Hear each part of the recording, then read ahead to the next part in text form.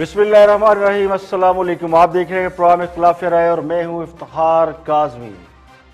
हुकूमत और अपोजिशन की लड़ाई में असल इम्तिहान रियासत और रियासती इदारों का है और कहने वाले कहते हैं कि खास साहब को लाने वाले सख्त मुश्किल में हैं। हुकूमत का दिफा करते हैं तो हुकूमत के पल्ले कुछ नहीं, ना डिलीवर कर सके, ना हुकूमत चला सके, ना अपोजिशन को ही नॉकआउट कर सके। करप्शन साबित करने चले थे तो करप्शन साबित नहीं कर सके। अब गद्दारी और बगावत का जो बयानिया बनाया जा रहा था वो भी जमीन बोस हो गया।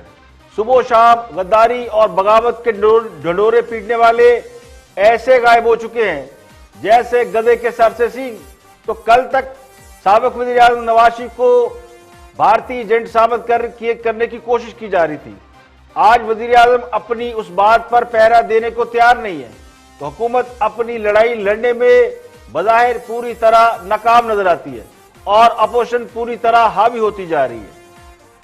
अपोजिशन अभी सड़कों पर निकली नहीं, लेकिन नवाज शरीफ की 2-3 तकरीरों ने सियासत में जो हलचल मचाई है उसके असरात पूरी हुकूमत पर दिखाई देते हैं। नवाज शरीफ के खिलाफ गद्दारी के मुकदमे का बनना और फिर उसकी पैरवी से यू टर्न ले लेना ये जाहिर करता है कि अपोजिशन को हार्ड एंड सॉफ्ट सिग्नल दिए जा रहे हैं। सबसे बड़ा मसला इस वक्त मौलाना फजलुर रहमान है। मौलाना फजलुर रहमान की एक धमकी ने एस्टेब्लिशमेंट को दफाई पोजीशन लेने पर मजबूर कर दिया है, जिससे अपोजिशन के हौसले काफी बढ़ गए हैं। बाज़ जरा ये भी दावा करते हैं कि रियासत को सबसे बड़ा खतरा मौलाना से है और रियासती इदारों का इम्तिहान इसी हवाले से कहा जा रहा है कि अगर मौलाना फजलुर रहमान मदरसे के बच्चों को या अपने फैन फॉलोअर को लेकर बाहर निकलते हैं तो फिर सूरत हाल क्या होगी। इसका अमली मुजाहरा वो पिछले साल एक लॉन्ग मार्च और धरने की सूरत में कर चुके हैं। अब ख्याल ये है कि मौलाना फजलुर रहमान को अपोजिशन से किस तरह अलग किया जाए तो अपोजिशन को डील करना मुश्किल नहीं होगा। तो इसके लिए अपोजिशन को बहुत से सिग्नल दिए जा रहे हैं और गद्दारी के मुकदमे से बैकआउट किया जाना ये भी एक सिग्नल हो सकता है, क्योंकि मौलाना फजलुर रहमान के हवाले से कहा जाता है कि वो किसी सूरत भी मानने को तैयार नहीं है और वो किसी इंतहाई इकदाम से गुरेज नहीं करेंगे। उनके पास मदरसे के बच्चों की शक्ल में वो अफरादी कुव्वत मौजूद है जिसके बारे जो अपोजिशन बहुत ज्यादा जिसके सारे अपोजिशन बहुत ज्यादा मुश्किलात पैदा कर सकती है। पिछले साल के आखिर में मौलाना के धरने से सियासी जमातों को लॉलीपॉप देकर अलग कर दिया गया था और ये हिकमत अमली खासी कामयाब रही थी। लेकिन अब मसला ये है कि सारे फैसले खुद नवाज शरीफ कर रहे हैं और नवाज शरीफ इस वक्त एक हार्ड पोजीशन लिए जा चुके हैं और वो सिर्फ अपनी जमात के लोगों और वोटर और सपोर्टर पर निसार नहीं कर रहे, बल्कि मौलाना फजलुर रहमान को आगे करके खुद पीछे खड़े हुए हैं। और मौलाना फजलुर रहमान के पिछले धरने के हवाले से भी कहा जाता है कि उसमें भी उसको मौलाना फजलुर रहमान के धरने को या लॉन्ग मार्च को नवाज शरीफ की ताईद हासिल थी, लेकिन चूंकि खुद नवाज शरीफ उस वक्त कैद में थे तो बाहर मौजूद उनके साथियों ने या उनके करीबी लोगों ने उनके बयानी को या उनके उस इकदाम को उस तरह सपोर्ट नहीं किया। अब यही बात खास साहब को लाने वालों को भी परेशान है कि अब नवाज शरीफ बाहर बैठे हैं और मौलाना फजलुर रहमान मैदान में है तो हुकूमत इतना भी नहीं कर सकी कि अपोजिशन के बयानी का कोई तोड़ निकाल सकी। अब खास साहब को चूंकि आदत ये पड़ी है कि पकी पकाई खाने के शौकीन है और उनका ख्याल ये है कि उनकी लड़ाई वो लड़े जो उनको लेकर आए, और ये सिर्फ उनका ख्याल नहीं बल्कि इस वक्त इक़्तिदार में मौजूद हर साहब इक़्तिदार यही समझता है कि उन्हें बैक करने वाले उनको सपोर्ट करें जो उन्हें एक लंबे अरसे तक इक़्तिदार में बिठाने की प्लानिंग कर चुके हैं। तो 2-2.5 साल तक बिला शिरकत गैर हुक्मरानी करने के बावजूद ये बात खुलकर सामने आ चुकी है और दीवार पर लिखा हुआ नजर आ रहा है कि हुकूमत के पास डिलीवर करने की सलाहियत नहीं है या वो इस पोजीशन में नहीं है। 2 साल तक तो अपोजिशन बिल्कुल दीवार से लगी रही, खामोश रही, कोई एहतजाज नहीं और कोई इस तरह का कोई टफ टाइम हुकूमत को दिया नहीं गया। तो ये 2-2.5 साल डिलीवर करने के लिए बहुत थे, लेकिन इन 2-2.5 सालों में हुकूमत कोई ऐसा मार्कतुल्लरा काम नहीं कर सकी कि जिससे ये समझा जा सके कि बहुत ज्यादा अच्छे काम हो रहे हैं। तो आज तो साबिक वज़ीर आज़म शाहिद खान अब्बासी ने भी दावा कर दिया है कि सी पैक पर भी काम बंद हो चुका है। तो फिर रही सही उम्मीद जो है वो भी दम तोड़ती दिखाई दे रही है। ये भी हकीकत है کہ نواز شریف کی تقریر پر پابندی اور ان کے خلاف غداری اور بغاوت کے مقدمے کو عوام نے اچھی نظروں سے نہیں دیکھا. ان کے لیے ہمدردوں کی تعداد میں اضافہ ہو رہا ہے، ہمدردی پیدا ہوئی ہے. تو حکومت کے پچھلے 2-3 ہفتوں میں جتنے داؤ پیچ کھیلے وہ سب داؤ الٹ پڑتے دکھائی دیے، اور ہر گزرتے دن کے ساتھ لگ یوں رہا ہے کہ اس اعصاب شکن کھیل میں حکومت پر دباؤ بڑھ رہا ہے. تو اپوزیشن کو روکنے کے لیے حکومت کی اب تک آزمائی جانے والی تمام تدبیریں الٹی پڑی ہیں، تمام داؤ الٹ پڑ گئے ہیں. اپوزیشن کی تحریک کا روڈ میپ کئی ہفتوں پر مشتمل ہے. ابھی تو جلسے شروع ہونے ہیں، پھر اس کے بعد مظاہرے شروع ہونے ہیں، پھر اس کے بعد لانگ مارچ اور دھرنے کی باری آئے گی. لیکن ابتدائی راؤنڈ میں ہی لگتا ہے کہ اپوزیشن پہلے راؤنڈ میں کامیاب ہو چکی ہے، کیونکہ یہ اعصاب کا کھیل ہے اور جس کے اعصاب مضبوط ہوں گے وہ یہ بازی جیت سکتا ہے. اور نواز شریف کے خلاف غداری اور بغاوت کا مقدمہ درج کرنے والوں کی دوڑیں لگ گئی ہے. انچارج انویسٹیگیشن شاہدرہ شبیر اوان غائب یعنی اور مقدمے کا مدعی رشید بدر عرف ہیرا ایف آئی آر درج کرانے کے بعد سے لاپتہ ہے. کل تک سٹی پولیس کی جانب سے جاری اعلامیے میں کہا گیا تھا کہ ایف آئی آر میرٹ کے مطابق کاٹی گئی ہے اور اس میں سنگین دفعات شامل ہیں.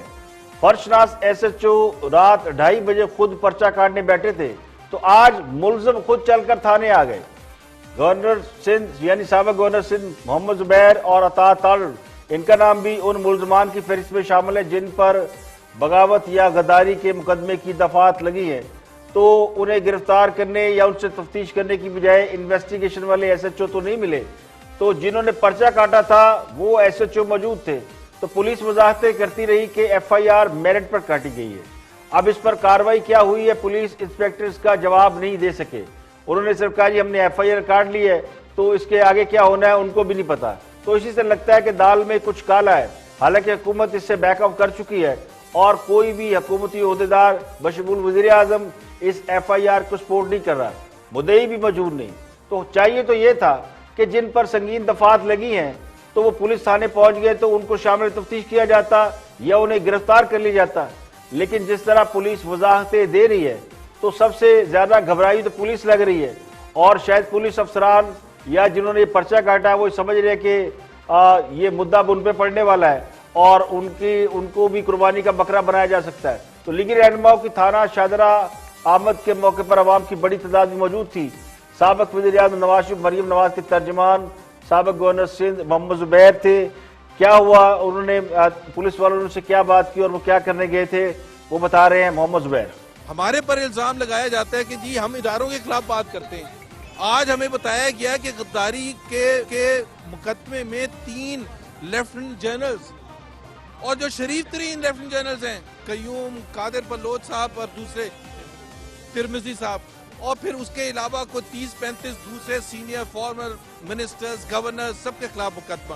ہم اس ایس ایچ او صاحب کو نہیں بلیم کرنے کے لیے آئے، ہم عثمان بزدار کو بھی نہیں بلیم کرنے کے لیے آئے، کیونکہ عثمان بزدار کو تو ظاہر ہے کچھ پتہ ہی نہیں کہ چیف منسٹر ہاؤس میں کیا ہو رہا ہے، ان کے اپنے دفتر میں کیا ہو رہا ہے. یہ ڈائریکٹ انسٹرکشنز ہیں عمران خان کی ایز سلیکٹڈ پرائم منسٹر. لیکن عمران خان صاحب کا خیال یہ تھا کہ جب مقدمے قائم کیے جائیں گے تو ہم سب ڈر جائیں گے اور چھپ کے بیٹھ جائیں گے.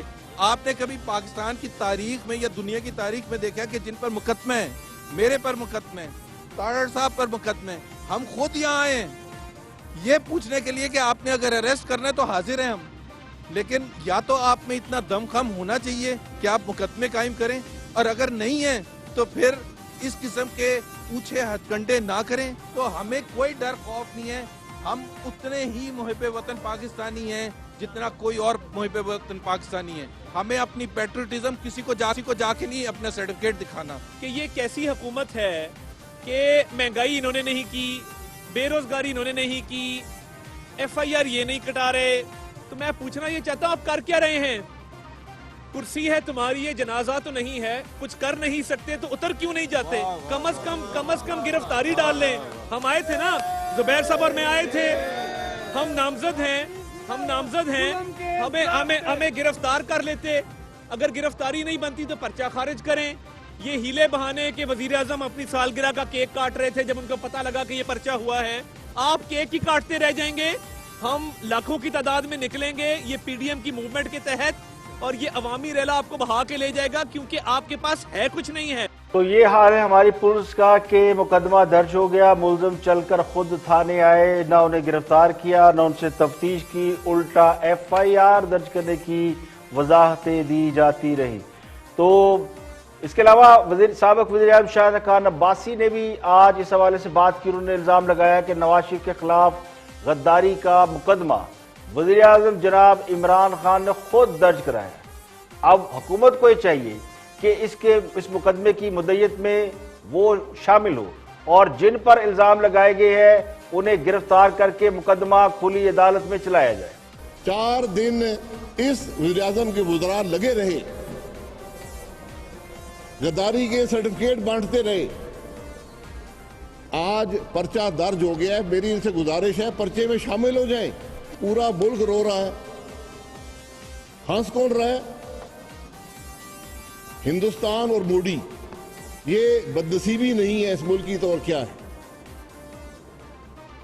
میں پوچھنا چاہتا ہوں یہ حب الوطنی کا سرٹیفکیٹ کہاں سے ملتا ہے تاکہ میں بھی اپلائی کروں. آج کوئی وزیر عوام کی تکلیف کی بات نہیں کرتا, عوام کی مشکل کی بات نہیں کرتا, پاکستان کے مسائل کی بات نہیں کرتا, صرف غداری کے الزام لگانے پر. اور اب وہ بھی منہ بند ہو گئے. میرا ان کو چیلنج ہے, باہر نکلیں, ایف آئی آر میں شامل ہوں, ملزمان کو گرفتار کریں اور پرچہ اور کیس چلائیں عوام کے سامنے کھلی عدالت میں. یہ سب باتیں اس بات کی دلیل ہیں کہ شاہدرہ کا پرچہ بھی عمران خان نے درج کرایا. اب 100 نفی کرے, اس کے وزراء 100 کہانیاں بنائیں, اس سب کے پیچھے عمران خان ہے. ہم اس کو چیلنج کرتے ہیں. اب سیاسی مقابلے آپ نے عدالتوں میں لڑنے ہیں, آپ نے پرچے بنا کے لڑنے ہیں.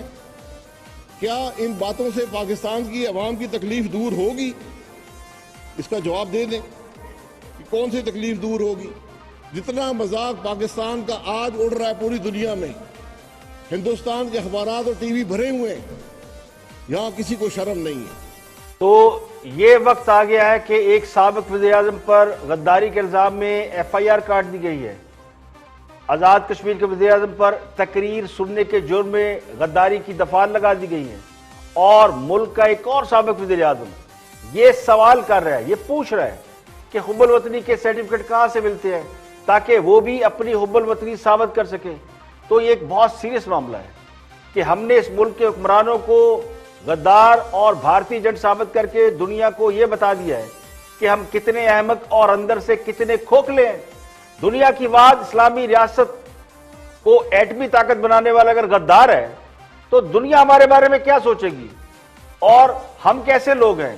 یعنی میں عوام کی بات کر رہا ہوں جو پہلے ووٹ دے کر حکمران بناتے ہیں اور پھر انہیں غداری اور دشمن ملکوں کا ایجنٹ قرار دے کر اپنے اداروں پر اپنے ووٹ کا مذاق اڑاتے ہیں.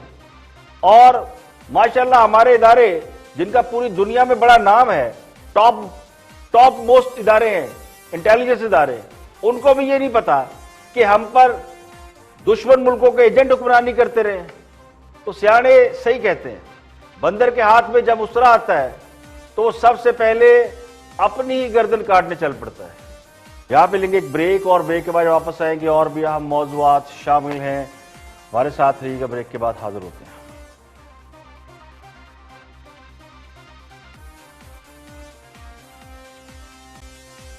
Welcome back. آپ دیکھ رہے ہیں پروگرام خلاف رائے میں افتخار کاظمی. آگے بڑھتے ہیں. وفاقی وزیر شفقت محمود گفتگو کر رہے ہیں.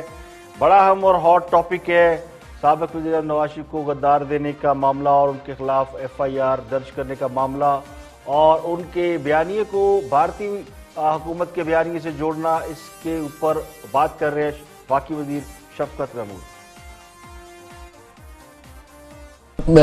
بھارت کا بیانیہ, نواز شریف صاحب کی جو تقریر ہے اس میں سے مجھے کوئی ایک لائن بتائیے جو بھارت کے بیانیے کے مطابق ہے. میں اپنی سمجھ کے لیے پوچھ رہا ہوں. کوئی ایک لائن. یہ ہے کہ بھارت کا بیانیہ یہ ہے کہ پاکستان کی فوج جو ہے وہ ملک کو چلاتی ہے, پاکستان کی فوج جو ہے وہ ہر چیز کو کنٹرول کرتی ہے, پاکستان کی فوج جو ہے وہ حقوق نہیں دینے. یہ بیانیہ بھارت کا بیانیہ, اور یہی بیانیہ نواز شریف کا. یہ بیانیہ تو عمران خان کا بھی ماضی میں رہا ہے. تو پھر عمران خان بھی ماضی میں بھارت کا بیانیہ دیتے تھے، یہ بیانیہ تو عمران خان کا بھی رہا ہے ماضی میں۔ کبھی بھی ایسا عمران خان کا بالکل کبھی ایسا بیانیہ نہیں رہا۔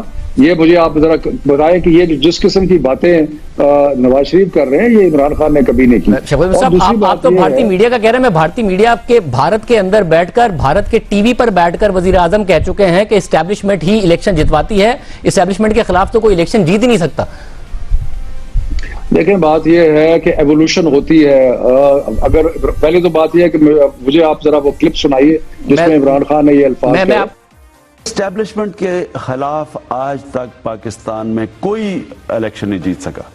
جب اسٹیبلشمنٹ ایک پارٹی کے ساتھ کھڑی ہو جاتی ہے، آج تک ہماری تاریخ میں اس کو کوئی عمران خان صاحب جو بات کر رہے ہیں وہ ایک مختلف حالات کی بات کر رہے ہیں۔ اس وقت پاکستان میں اللہ تعالیٰ کے فضل و کرم سے آئین کی حکومت ہے۔ اس وقت ہم 1,97,00,000 ووٹ لے کے ہم حکومت میں ہیں۔ یہ نواز شریف کس وقت کی بات کر رہے ہیں؟ جس وقت مشرف کا زمانہ تھا اس وقت تو بھاگ گئے اور جا کے 10 سال جو ہے وہ سعودی عرب میں بیٹھے رہے جا کے۔ ابھی ہم تو اس ملک وزیر اعظم تو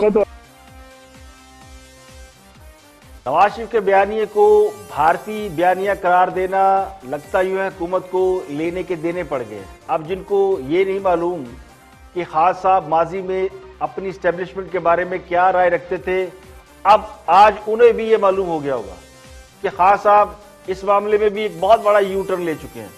اور شاید اس کی وجہ یہ ہے، شاید نہیں بلکہ یقینی طور پہ اس کی وجہ یہ کہ اب وہ وزیر اعظم بن چکے ہیں، تو وفاقی وزیر شفقت محمود کا یہ موقف کے وقت کے ساتھ ساتھ خان صاحب بدل گئے ہیں۔ یہی بات جب کسی اور کے حوالے سے کہی جاتی ہے اور نواز شریف کے حوالے سے کہی جاتی ہے کہ سیاست میں ان کا نظریہ اور بیانیہ وہ نہیں جو ابتدائی چند برسوں میں تھا، اور نواز شریف اور اپوزیشن نے بہت کچھ سیکھ لیا ہے، تو اس کو حکمران جماعت کا کوئی بندہ نہیں مانتا۔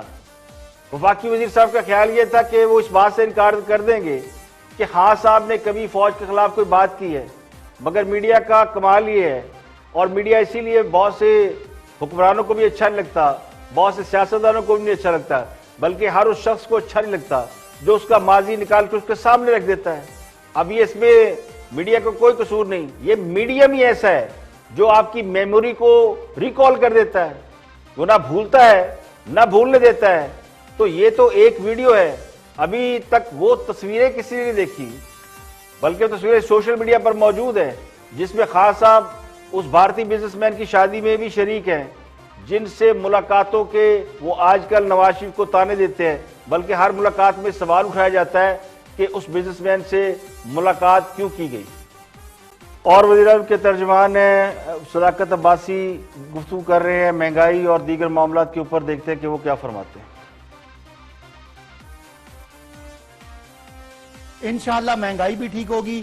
یہ گندم کا ہمارے ہاں اس دفعہ فصل کم ہوئی، بارشیں غلط ٹائم پہ ہوگی، 20 لاکھ ٹن گندم کی کم پروڈکشن ہوئی ہے، گندم امپورٹ ہو رہی ہے، انشاءاللہ آٹا بھی سستا کریں گے۔ اور ان پاکستانیوں نے جس نے مسلم لیگ نون اور پیپلز پارٹی کی کرپشن سے تنگ آ کے ہمیں ووٹ دیا، کبھی ان کو مایوس نہیں کریں گے۔ انشاءاللہ سیاسی میدان پہ بھی ان کو یہ خاندانوں کی موروثیت سے نجات دلائیں گے، اور انشاءاللہ مہنگائی، بے روزگاری اور ملک میں جو نظام ہے وہ بھی انشاءاللہ اچھا دیں گے۔ بہت اچھی بات ہے۔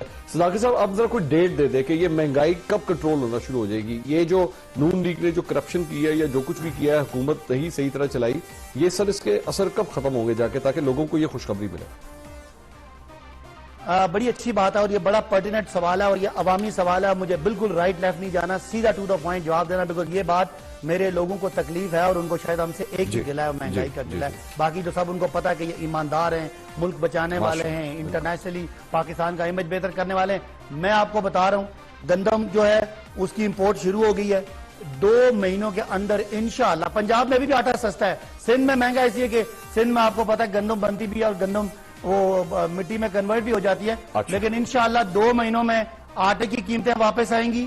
انشاءاللہ جنوری سے پہلے چینی کی قیمتیں بھی واپس آئیں گی، واپس مطلب نیچے آئیں گی، اور انشاءاللہ میں آپ کو یہ دعویٰ کرتا ہوں اگلی جو سرمائی ہے اس میں انشاءاللہ انفلیشن بھی ہم اس کو سنگل ڈیجٹ لے کے آئیں گے۔ ہمیں پتہ ہے ہمارے ووٹر کو، ہمارے لوگوں کو اس کی بڑی تکلیف۔ نہ نومن تیل ہوگا نہ رادھا ناچے گی۔ گندم اور چینی میں خود کفیل ملک، گندم باہر سے منگوا رہا ہے، چینی بھی باہر سے منگوا رہا ہے۔ اور تاریخ میں گندم کی قیمت کبھی اتنی زیادہ نہیں ہوئی جتنی اس وقت فروخت ہو رہی ہے۔ 20 کلو آٹے کا تھیلا 1500 روپے اور چینی 110 روپے فی کلو، بجلی اور گیس کے نرخ دگنے، ادویات 500% مہنگی، تعلیم مہنگی، قوت خرید میں 70 سے 80% کمی، بے روزگاری کی تعداد میں لاکھوں کے حساب سے اضافہ، مہنگائی آسمان پر پہنچ گئی ہے، اور وعدے اس طرح کیے جا رہے ہیں جیسے ابھی اقتدار میں آنا ہے۔ تو کوئی ان کو یہ بتائے کہ 2.5 سال سے آپ اقتدار میں ہیں اور ایک بھی وعدہ ایسا نہیں جس کے بارے میں یہ دعویٰ کیا جا سکے کہ یہ وعدہ پورا کر دیا گیا ہے۔ پہلے 90 دن میں کایا پلٹنا تھی، وہ نہ پلٹ سکے، پھر مثبت خبروں کے ساتھ 6 ماہ مانگے، پھر کرونا کی آڑ میں چھپ گئے، اور اب پھر ٹرک کی نئی بتیاں، اور مہنگائی کیسے کم ہوگی جبکہ اس کے میکینزم کا علم نہیں۔ تو اصل مسئلہ تو یہ ہے کہ جنہوں نے مہنگائی کم کرنی ہے انہیں یہ علم ہی نہیں کہ مہنگائی کنٹرول کیسے ہوتی ہے، اس میں کمی کیسے لائی جا سکتی ہے۔ تو مسئلہ یہی ہے، جب عوام مہنگائی کا رونا روتے ہیں تو حکومت اپوزیشن یا نواز شریف کی تصویر دکھانا شروع کر دیتی ہے، اور مینجمنٹ کا عالم یہ ہے کہ جو ملک یعنی پاکستان خوراک میں خود کفیل ملک ہے اور اس ملک کے عوام آٹے اور چینی کو ترس رہے ہیں، تو صورتحال یہی رہی تو خدا نہ خواستہ ایک وقت یہ بھی آ سکتا ہے کہ ہم فاقوں پر آ جائیں اور یہ یہی کہتے رہیں گے کہ کر دیں گے، ہو جائے گا، ہونے والا ہے، اور اس کی گردان کرتے کرتے اپنے 5 سال پورے کر کے چلتے بڑھیں گے۔ اور کالم نگار، تجزیہ نگار اور سینئر جرنلسٹ حسن نثار گفتگو کر رہے ہیں سارے معاملے کے اوپر، دیکھتے کہ وہ کیا فرماتے ہیں۔ یہ عالمیہ کیوں ہے کہ ہم لوگ تاریخ سے سیکھتے کیوں نہیں ہیں؟ ٹھیک ہے اگر پچھلوں نے کیا تو اب سدھار لیں اس کو۔ تاریخ کا تو سبق یہ ہے کہ مجھ سے کوئی نہیں سیکھتا، اس کو تو چھوڑیں آپ، لیکن آپ کا سوال جو ہے یہ بنیادی طور پہ منیب صاحب اور بابر صاحب کا شعبہ ہے۔ لیکن میں آپ کو ایک بات بتاؤں، پاکستان میں جو لیول ہے کمپٹنس کا، سمجھ بوجھ کا، بہت ہی ابتر ہے۔ مجھے قطعاً حیرت نہیں ہوگی اگر مجھے کوئی کل یہ بتائے کہ تھانے کو، ایس ایچ او کو، وہ جو محرر شرر ہوتا ہے اس کو علم ہی نہیں تھا کہ یہ پرچہ کٹ بھی سکتا ہے یا نہیں، اس نے جوش جذبات میں یا وہ شاہ سے زیادہ شاہ کا وفادار ہونے کے چکر میں اس نے کاٹ دیا۔ اس ملک کا حال کوئی نہیں ہے ویسے، وہ جہاں پائلٹس نکل آئے بغیر لائسنس، وہ کیا بغیر جو بھی تھا وہ، وہاں کیا آپ اتنے قانون دانی جو ہے پتہ نہیں، آئی ڈونٹ نو کون ڈنگر بیٹھا ہوگا، اس نے کاٹ کوٹ دی ہوگی کہ بھی حکومت ہے ان کی تو کاٹ دو بس۔ بہرحال یہ سوال منیب صاحب اور بابر صاحب کا ہے۔ دیکھیں، اس ملک کو جتنا نقصان جعلی دانشوروں اور بلڈ پریشر کے مریض تجزیہ کاروں نے پہنچایا ہے، اس کی مثال کہیں اور نہیں ملتی۔ غم روزگار کے شکار عوام کو تبدیلی کے ٹرک کے پیچھے لگا کر ان کے ہاتھ میں مہنگائی کا وہ چراغ تھما دیا گیا ہے جو بجھنے کا نام نہیں لے رہا، اور سونے پر سہاگا یہ کہ عوام کی آنکھوں میں دھول جھونکتے ہوئے ہمیں ذرا سا بھی احساس نہیں ہوتا۔ حسن نثار بہت محترم ہے اور ان سے زیادہ علم کسی کو نہیں ہوتا باتوں کا۔ اب پتہ نہیں وہ یہ کیوں کہہ رہے ہیں کہ محرر نے ایف آئی آر کاٹ دی ہوگی۔ حقیقت یہ ہے کہ کوئی بھی محرر ایس ایچ او کے علم میں لائے بغیر ایف آئی آر کاٹ ہی نہیں سکتا، یہ ڈیکورم ہے، اور معاملہ اگر حساس نوعیت کا ہو تو ایس ایچ او کو بھی اپنے سینئر سے پوچھنا پڑتا ہے، وہ پرچہ دے نہیں سکتا۔ تو پتہ نہیں ہمارے دانشور کس دنیا میں رہتے ہیں۔ یہ بات تو عام آدمی کو بھی معلوم ہے کہ پولیس تو بہت جائز کیس کی بھی ایف آئی آر رشوت لیے بغیر نہیں کاٹتی، ناکو چنے چبواتی ہے، لوگ عدالتوں کے چکر کاٹتے رہتے ہیں ایف آئی آر کٹوانے کے لیے۔ تو خان صاحب کے حمایتی، ان کے ویل وشر ان کا دفاع ضرور کریں، لیکن دفاع کے لیے دلیل تو وہ ڈھونڈیں، وہ دلیل لائیں جس پر لوگ کم از کم یقین تو کر لیں۔ یہاں پہ لیں گے ایک بریک، اور بریک کے بعد واپس آئیں گے اور بھی ہم موضوعات آپ کے ساتھ شیئر کریں گے، ہمارے ساتھ رہیے۔ ویلکم بیک، آپ دیکھ رہے ہیں پروگرام اختلاف رائے اور میں افتخار کاظمی۔ اسلام آباد ہائی کورٹ نے سابق وزیر اعظم نواز شریف کو بذریعہ اخباری اشتہار طلب کرنے کا حکم دے دیا ہے۔ تمام خرچہ ہائی کورٹ برداشت کرے گی۔ نواز شریف کی طلبی کے لیے اسلام آباد کے اخبار میں اشتہار شائع کرنے کا حکم دے دیا گیا۔ برطانیہ میں پاکستانی ہائی کمیشن کے افسران نے آج العزیزیہ اور ایون فیلڈ ریفرنس کے فیصلوں کے خلاف نواز شریف کے اپیلوں پر بذریعہ ویڈیو لنک اپنے بیان ریکارڈ کرائے۔ اسلام آباد ہائی کورٹ میں العزیزیہ اور ایون فیلڈ ریفرنس سے متعلق عدالتی فیصلوں کے خلاف نواز شریف کی اپیلوں پر سماعت ہوئی۔ دوران سماعت ویڈیو لنک کے ذریعے پاکستان ہائی کمیشن لندن کے افسران، فرسٹ سیکرٹری دلدار علی ابڑو اور کونسلر ارتاشی راؤ عبدالحنان کا بیان بطور شہادت قلم بند کیا گیا۔ سماعت سے قبل پاکستان ہائی کمیشن لندن کے فرسٹ سیکرٹری دلدار علی ابڑو اور کونسلر ارتاشی راؤ عبدالحنان کے الگ الگ تحریری بیان اسلام آباد ہائی کورٹ میں جمع کرائے گئے۔ دلدار ابڑو نے اپنے تحریری بیان میں بتایا کہ وقار احمد کے مطابق وہ نواز شریف کی موجودہ رہائش گاہ پارک لین لندن میں وارنٹ وصول کرنا چاہتے تھے۔ دلدار علی ابڑو نے انہیں کہا کہ وہ اپنے ہیڈ آف مشن سے منظوری کے بعد انہیں آگاہ کریں گے۔ دلدار علی ابڑو نے اپنے بیان میں مزید کہا کہ وارنٹس کی تعمیل سے متعلق وقار کے ساتھ ہونے والی گفتگو کے حوالے سے انہوں نے ہائی کمیشن کو آگاہ کیا۔ ہائی کمیشن سے وارنٹ کی وقار کی جانب سے دیے گئے پتہ پر وارنٹ کی تعمیل کی اجازت لی۔ ہائی کمیشن نے مجھے نواز شریف کے وارنٹس اس پتہ پر تعمیل کرانے کی اجازت دے دی۔ اس کے بعد وقار کے ساتھ اتفاق ہوا کہ وہ 23 سپٹمبر کو 11 بجے وارنٹ وصول کرے گا، اور وقار کو بتایا کہ کونسلر ارتاشی راؤ عبدالحنان وارنٹس کی تعمیل کے لیے آئیں گے۔ برطانوی وقت کے مطابق 10:20 پر وقار نے انہیں کال کر کے وارنٹ وصول کرنے سے معذرت کر لی۔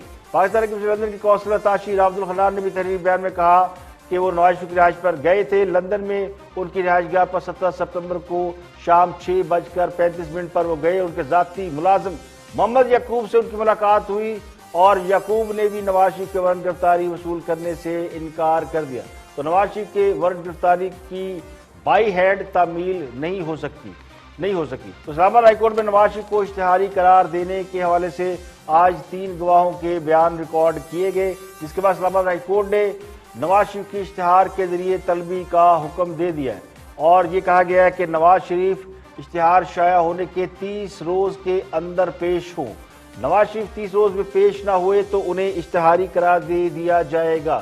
آج نواز شریف کو العزیزیہ اور ایونفیلڈ ریفرنس کے حوالے سے جو ان کی درخواستیں ہیں، اس کی سماعت اسلام آباد کی عدالت میں اسلام آباد ہائی کورٹ میں ہوئی، اور اسلام آباد ہائی کورٹ نے نواز شریف کو فوری طور پر اشتہاری قرار دینے کی بجائے ان کو بذریعہ اشتہار طلب کرنے کا فیصلہ کیا۔ اشتہار نیشنل لیول کے کسی بھی بڑے اخبار میں شائع کیا جائے گا، اور اس میں ان کو 30 روز کے اندر حاضر ہونے کا حکم دیا جائے گا۔ اس کے علاوہ اسلام آباد ہائی کورٹ نے یہ بھی کہا ہے کہ نواز شریف کی طلبی کا اشتہار ان کی رہائش گاہ کے باہر جو ہے چسپاں کر دیا جائے۔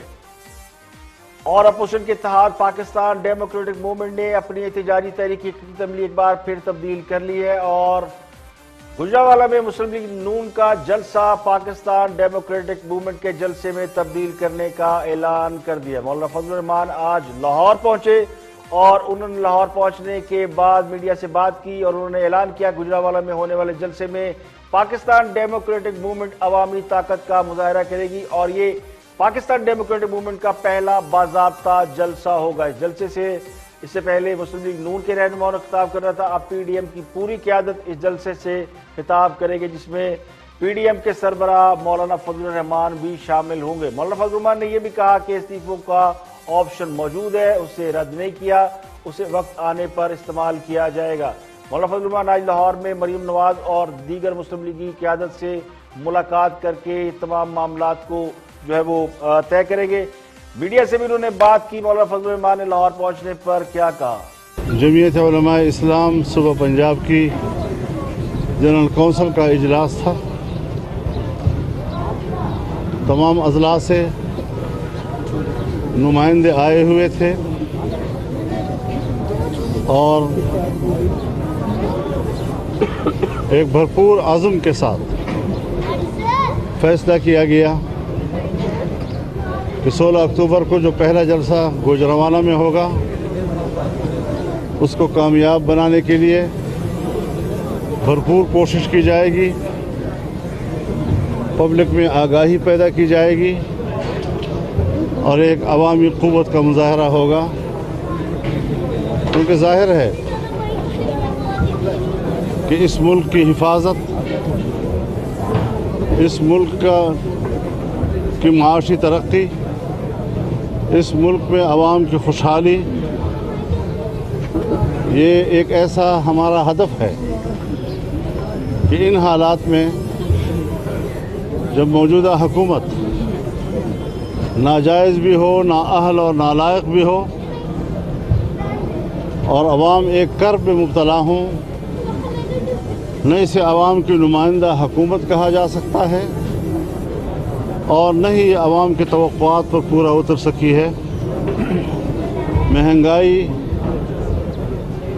ने आम आदमी और गरीब आदमी की कमर तोड़ दी है। आज भी इस्लामाबाद में सरकारी मुलाजिमीन का बहुत बड़ा मुजाहरा है जो कल से जारी है और आज उन पर तशद्दुद भी किया गया है। और अब कुछ आखिर में दोस्तों की बात करते हैं। रिपोर्टर वो भी इस मामले की ओर बात कर रहे हैं। ये जो FIR वाला मामला है और गद्दारी के मुकदमात वाला मामला, इस पर हमारे दोस्तों का क्या टेक है? Watch this. चौधरी साहब, ताज़ा तरीन जो है वो है जनाब लाहौर पुलिस की तरफ से एक वजाहत जारी की गई है। उन्होंने कहा जी कल जो मुकदमा दर्ज हुआ है वो ना तो गवर्नमेंट ने करवाया है और ना ही पुलिस ने किया है और ना ही ये कोई गद्दारी और बगावत का मुकदमा है। ये कोई भी शहरी अगर जो समझता है और FIR दर्ज करवाता है तो तहत हुआ है, तो इसलिए इसको उसी हद तक समझा जाए। ये बस खाम गलत प्रोपेगेंडा कर रहे हैं कि जी वज़ीर आज़म ने ये करा दिया, फलां ने कराया, उनको पता भी नहीं है। ना उनका ये काम है कि कौन सी FIR हो रही है कि नहीं। लेकिन ये भी तो है ना कि सारे मुल्क के खिलाफ नाम ना उनके लिख दो, नवाज शरीफ वगैरह कर दो। बिल्कुल ठीक। पीरियड। लो जनाब, प्रोपेगेंडा किसी ने क्या करना है? हाँ साहब तो ये बयानिया लेकर चल रहे थे कि नवाज शरीफ गद्दार है और उनका बयानिया वो है जो कि भारत का बयानिया है। तो FIR को अगर उसका तसल्सुल समझा जा रहा है तो क्या गलत है इसमें? और दूसरी बात ये कि ये कहा जा रहा है कि प्राइम मिनिस्टर को तो इल्म ही नहीं था, वो लाइल्म थे। तो बदकिस्मती से पूरा मुल्क इस लाइल्मी की मार खा रहा है। वज़ीर आज़म को इल्म नहीं होता और नीचे गदर मजा होता है। यहाँ तो ये तक पता नहीं कि कौन सा वजीर कौन सा महकमा चला रहा है और प्राइम मिनिस्टर को हालात का इल्म टेलीविजन के जरिए होता है। वो खुद फरमा चुके हैं कि उनकी एहलिया उन्हें याद दिलाती हैं कि वो प्राइम मिनिस्टर है। तो फिर वज़ीर आज़म को ये जो हम रोज शोर मचाते हैं कि चीनी 110 रुपये में फरोख्त हो रही है, बेरोजगारी बढ़ती जा रही है, इसका भी नहीं पता होगा। अब अगर वो ये कहते हैं कि उन्हें FIR का पता नहीं था और उस वक्त वो अपनी सालगिरह का केक काट रहे थे, तो असल में कौम को लाइल्मी की मार पड़ रही है।